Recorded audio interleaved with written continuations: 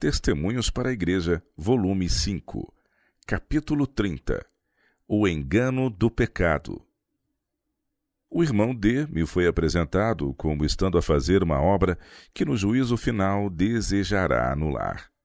Ele não está correto em todos os pontos de doutrina e obstinadamente mantém suas errôneas posições. É ele um acusador dos irmãos. Não somente pensa mal daqueles a quem Deus escolheu como obreiros em sua causa, mas deles tem falado a outros. Não se conformou à regra bíblica e não busca conselho com os irmãos da liderança.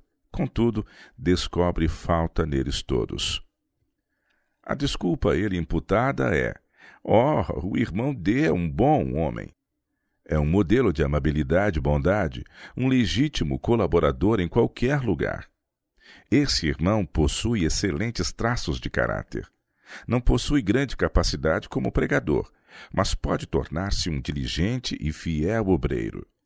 O inimigo tomou ocasião através da alta estima que esse irmão tem de si mesmo. Não houvesse ele se julgado maior do que realmente é, e nunca teria se atrevido a atingir a reputação de seus irmãos como o fez. Por sua liberdade em coletar e divulgar falsas informações, ele se interpôs entre o povo e a mensagem que Deus deu a seus ministros para apresentar, a fim de prepará-los para estarem em pé no dia do Senhor. Suas boas qualidades tornaram-no mais perigoso ainda, pois concederam-lhe influência. O povo pensa que o que ele diz deve ser verdade.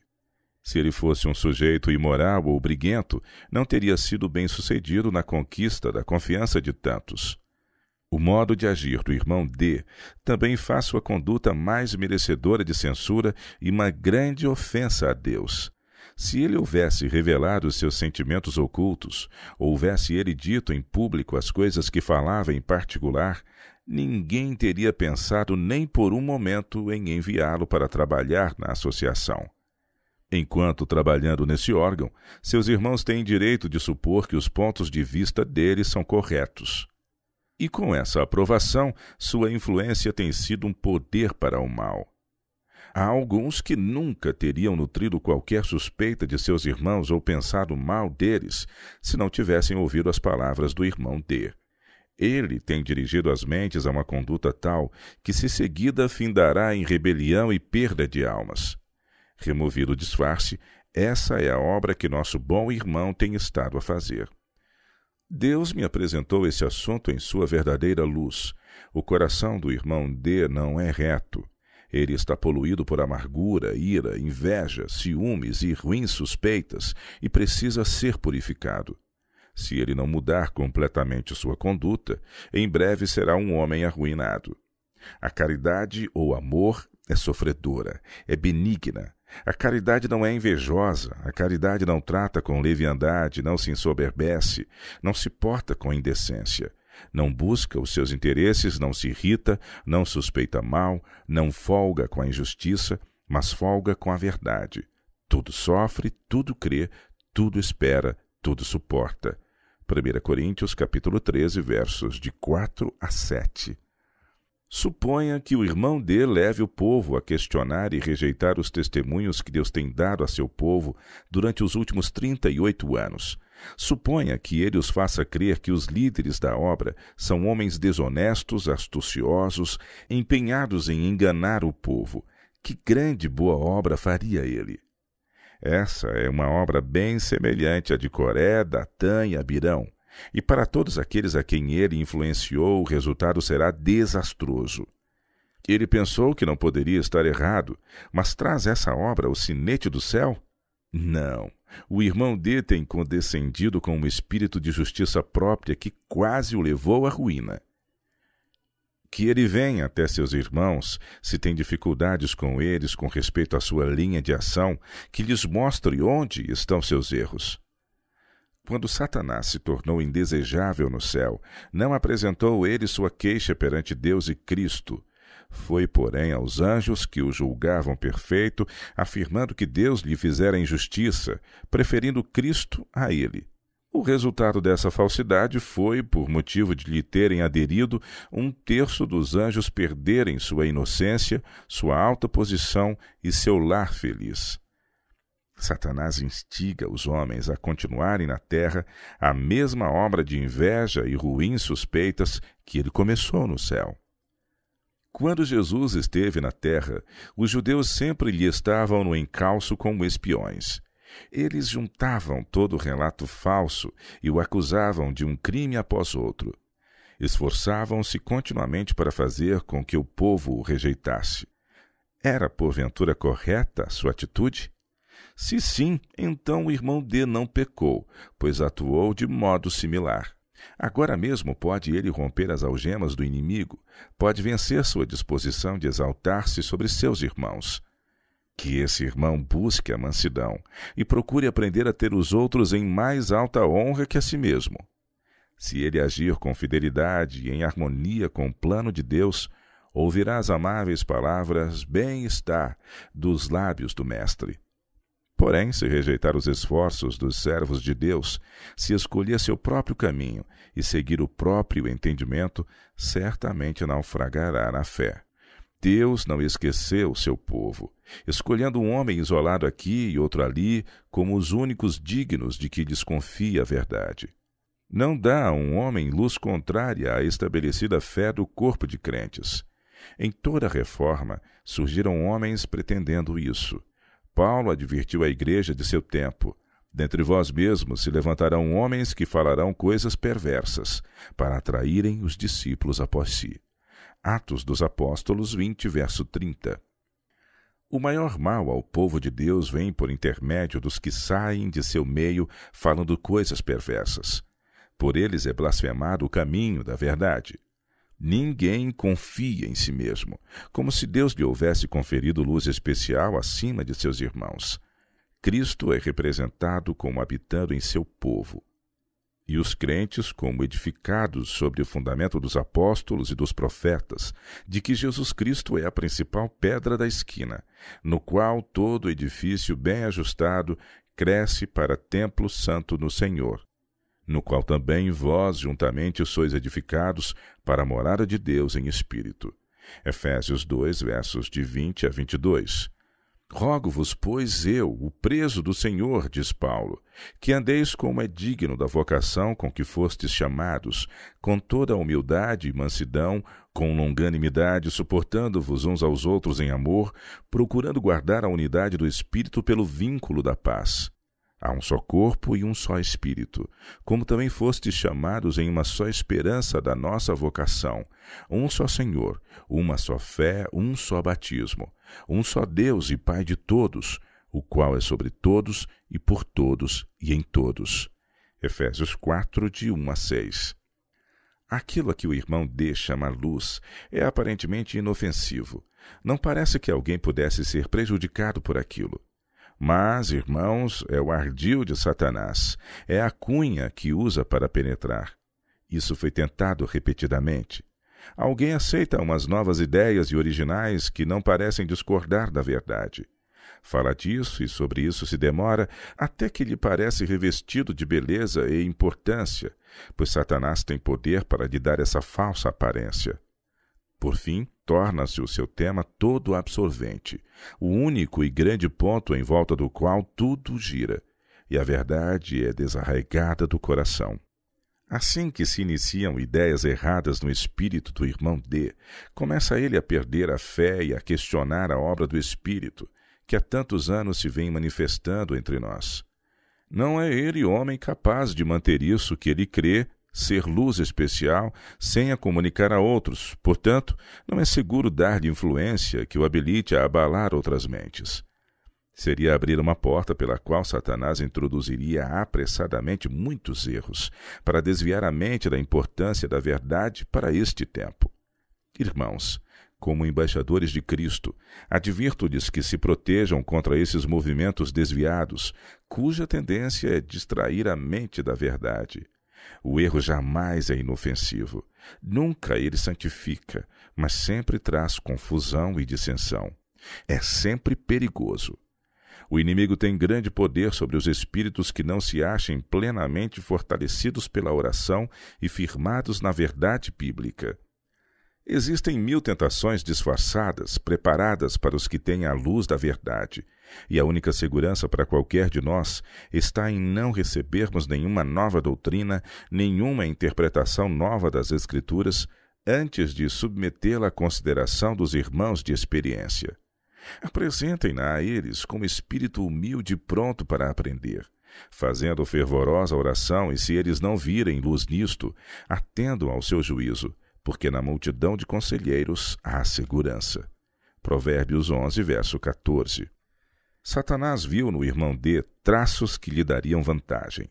Disse Jesus: aproxima-se o príncipe deste mundo, e nada tem em mim. João 14, verso 30. Conquanto aparentemente grande humildade, esse irmão se tem posto em alta estima. Por anos nutriu ele o sentimento de que seus irmãos não o apreciavam, e ele tem expresso essa ideia a outros. Satanás descobriu nele um traço de personalidade que poderia muito bem explorar. Este é um tempo de extremo perigo para o irmão D e muitos outros. Os anjos de Deus estão observando essas pessoas com intenso interesse, e Satanás e seus anjos acham-se muito ansiosos de ver como seus planos transcorrerão. A vida do irmão D está em crise. Ele deve aqui fazer decisões para o tempo e a eternidade. Deus o ama, e essa experiência pode ser de grande valia para ele. Se ele plenamente entregar seu coração a Deus e aceitar toda a verdade, tornar-se-á um obreiro infatigável. Deus trabalhará por meio dele, e o irmão D poderá fazer grande soma de bem. Mas ele precisa trabalhar em harmonia com seus irmãos, precisa vencer sua suscetibilidade e aprender a suportar as dificuldades como bom soldado da cruz de Cristo. Satanás trabalha constantemente, mas poucos fazem ideia de sua atividade e sutileza. O povo de Deus deve estar preparado para resistir ao perverso inimigo. É esta resistência que apavora a Satanás. Ele conhece melhor do que nós o limite de seu poder e como facilmente pode ser vencido se lhe resistirmos e o enfrentarmos. Mediante o poder divino, o mais fraco dentre os santos é mais forte do que ele, e do que todos os seus anjos, e se submetido a uma prova, poderá demonstrar sua força superior. Portanto, o passo de Satanás é silencioso. Seus movimentos são traiçoeiros e suas baterias camufladas. Ele não se atreve a apresentar-se abertamente para não despertar as energias latentes do cristão, a fim de que este não recorra a Deus mediante a oração. O inimigo está se preparando para sua última campanha contra a igreja. Por tal forma se ocultou de vista que muitos quase que não acreditam em sua existência, muito menos podem ser convencidos de sua espantosa atividade e poder. Esqueceram-se em grande medida de seu registro passado, e quando ele faz outro movimento de avanço, não o reconhecem como inimigo seu, aquela velha serpente, mas consideram-no um amigo que está fazendo uma boa obra. Alardeando sua independência, hão de, sob sua perigosa e enfeitiçante influência, obedecer aos piores impulsos do coração humano, e todavia crer que Deus os está guiando. Pudessem seus olhos ser abertos para distinguir o seu comandante, e veriam que não estão servindo a Deus, mas ao inimigo de toda a justiça. Veriam que sua alardeada independência é um dos mais pesados grilhões com que Satanás pode prender espíritos desequilibrados. O homem é cativo de Satanás, naturalmente inclinado a seguir suas sugestões e cumprir suas ordens. Em si mesmo não tem poder para opor resistência eficaz ao mal. É só à medida que Cristo nele habita pela viva fé, influenciando-lhe os desejos e fortalecendo-o com o poder do alto, que pode o homem atrever-se a fazer face a tão terrível inimigo. Qualquer outro meio de defesa é inteiramente inútil. É unicamente por meio de Cristo que o poder de Satanás é limitado. É esta uma verdade momentosa que todos deveriam compreender. Satanás está ocupado a todo momento, indo para cá e para lá, andando acima e abaixo pela terra, buscando a quem possa tragar. Mas a fervorosa oração da fé lhe frustrará os maiores esforços. Tomem, pois, irmãos, o escudo da fé, com o qual podereis apagar todos os dardos inflamados do maligno. Efésios 6, verso 16. Os piores inimigos que temos são os que procuram destruir a influência dos vigias sobre os muros de Sião. Satanás atua por intermédio de agentes. Faz aqui um fervoroso esforço. Atua segundo um plano pré-estabelecido, e seus agentes atuam em comum acordo com ele. Uma linha de incredulidade alastra-se através do continente e está em comunicação com a Igreja de Deus. Tem exercido sua influência no sentido de solapar a confiança na obra do Espírito de Deus. Esse elemento aqui se encontra atuando em surdina. Cuidem, não aconteça serem encontrados ajudando o inimigo de Deus e do homem, espalhando falsos relatos, criticando e fazendo decidida oposição. Mediante recursos enganadores e instrumentos invisíveis, Satanás atua para fortalecer sua autoridade e colocar obstáculos no caminho do povo de Deus, para que pessoas não sejam libertas de seu poder e arregimentadas sob o estandarte de Cristo. Por seus enganos, procura ele atrair pessoas para longe de Cristo, e os que não se acham firmados na verdade certamente serão levados em suas ciladas. E aqueles que não pode seduzir ao pecado, ele perseguirá, como os judeus fizeram com Cristo. É o objetivo de Satanás desonrar a Deus, e atua com todo elemento não santificado para conseguir seu desígnio. Os homens que ele torna instrumentos seus para fazer essa obra são cegados, não vendo o que estão fazendo senão depois de se acharem tão profundamente envolvidos em culpa que julgam inútil procurar a recuperação e assim arriscam tudo e continuam até ao amargo fim seu procedimento de transgressão. Satanás espera envolver os remanescentes filhos de Deus na ruína geral que está para vir sobre a terra. À medida que se aproxima a vinda de Cristo, mais determinado e decidido em seus esforços fica ele, a fim de os derrotar. Surgirão homens e mulheres proclamando possuir alguma nova luz ou alguma nova revelação e cuja tendência é abalar a fé nos marcos antigos. Suas doutrinas não resistem à prova da palavra de Deus. Mesmo assim, pessoas serão enganadas.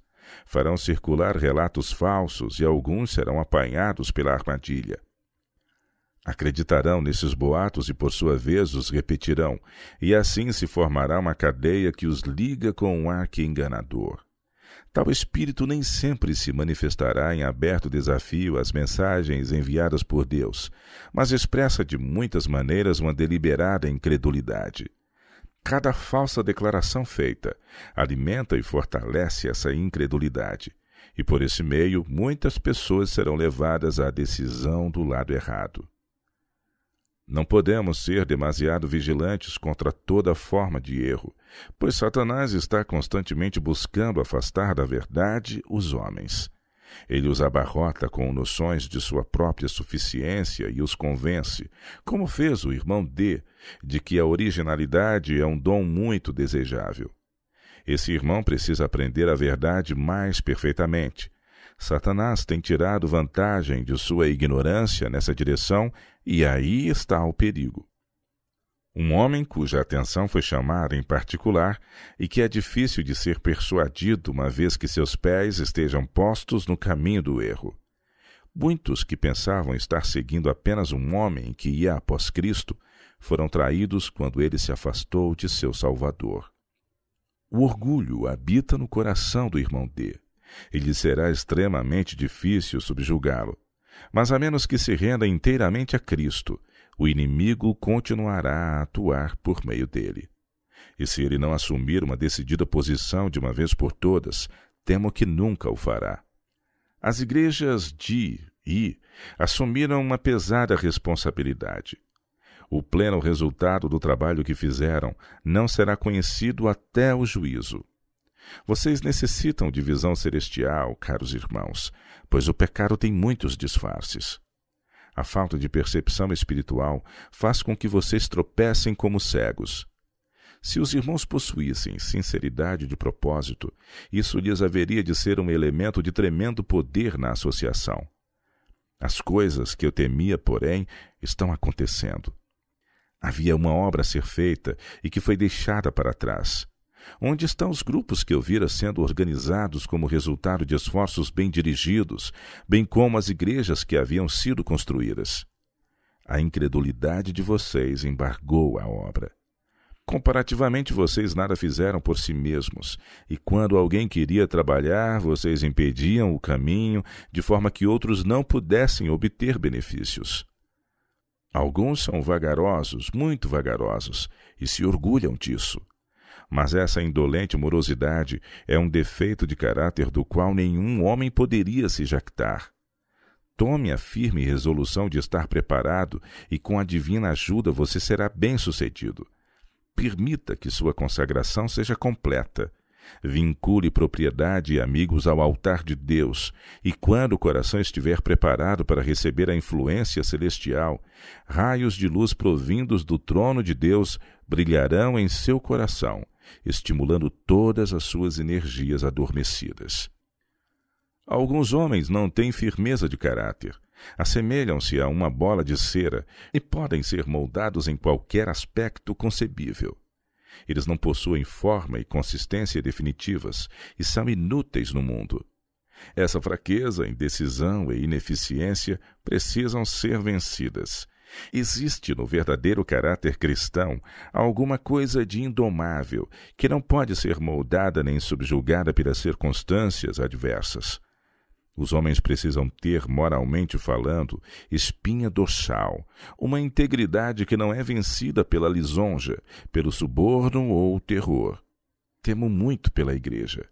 Como Paulo disse, mas temo que, assim como a serpente enganou Eva com a sua astúcia, assim também sejam de alguma sorte corrompidos os vossos sentidos e se apartem da simplicidade que há em Cristo. 2 Coríntios, capítulo 11, verso 3.